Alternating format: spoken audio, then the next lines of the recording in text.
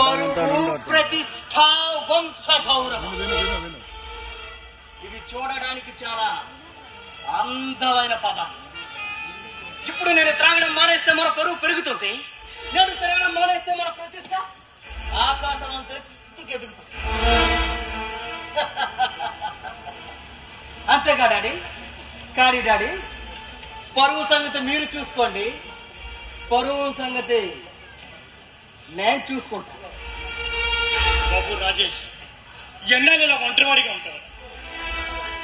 నువ్వు పెళ్లి చేసుకుని ఒక ఇంటివాడు వెళ్తే కన్న తండ్రిగా చూడాలనేది నా ఆశ. దయచేసి నా బాధ అర్థం చేసుకో. మనశ్శాంతి కోసమే మందు తాగుతున్నట్ట. ఏ బాధ బందీ లేకుండా ఉండడానికి ఇలా తిరుగుతున్నా. ఇక పెళ్ళి అంటారా? పిల్లం, పిల్లలు, సంసారం చాలా బోర్డా. రాజేష్, డాడీ, మీకు అంతగా పెళ్లి చేయాలనిపిస్తే తమ్ముడు ఉన్నాడుగా, వాడికి చేయండి పెళ్లి. వాడు నిలబెడతాడు. పరువు, ప్రతిష్ట, వంశ గౌరవం. బాగుందిరా, చాలా బాగుంది. నువ్వు తగలబెడతావు, వాడు నిలబెడతాడు. అంతే కదా?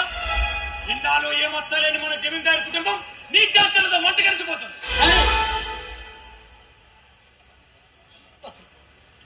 అసలు నేను ఇలా త్రాగుబోతున్నా మారడానికి కారణం ఎవరు? నువ్వు.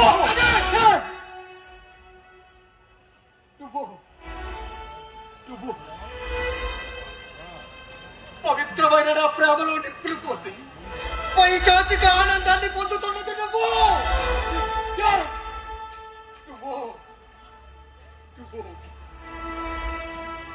అపౌ శుభం తెలియని ఒక ఆడపిల్ల జీవితంలో చిచ్చు పెట్టి చిట్టు పెట్టి ఆఖరికి ఆనందపడుతుంది నువ్వు. బాబు, బాబు రాజేష్, ఇది అన్యాయంరా, చాలా అన్యాయంరా. ఆస్తి కోసం ఆశపడి నిన్ను వలలో వేసుకున్న అమ్మాయి భారించి నేను రక్షించాలనుకున్నానే కానీ నీ జీవితాన్ని నాశనం చేయాలని కాదురా. మన ఆస్తి, అంతస్తు, తగిన సంబంధం చూసి అతనిగా వైభవంగా పెళ్లి చేయాలనుకున్నానే కానీ నీ జీవితాన్ని బుక్కుపోలు చేయాలని కాదు. నీ జీవితాన్ని బుక్కుపోలు చేయాలని కాదు. డాడీ, గతాన్ని గుర్తు చేయదు. గతాన్ని గుర్తు చేయదు. నీ నిరంకుశత్వంతో నా మనశ్శాంతి కోసం నిర్మించుకున్న ఈ అద్దాలను ఈ జీవితం ఇలా సాగిపోవచ్చు. నన్ను ఆపడానికి ప్రయత్నించి మీ పెద్దరికాన్ని దెబ్బ తీసుకోవద్దు.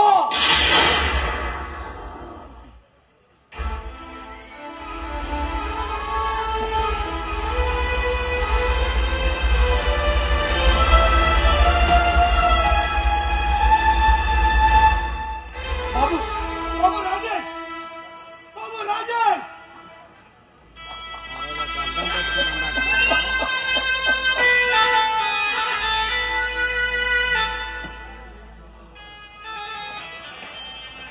ఆ రోజు అతనికి ఇంకా అడ్డం ఉండేది.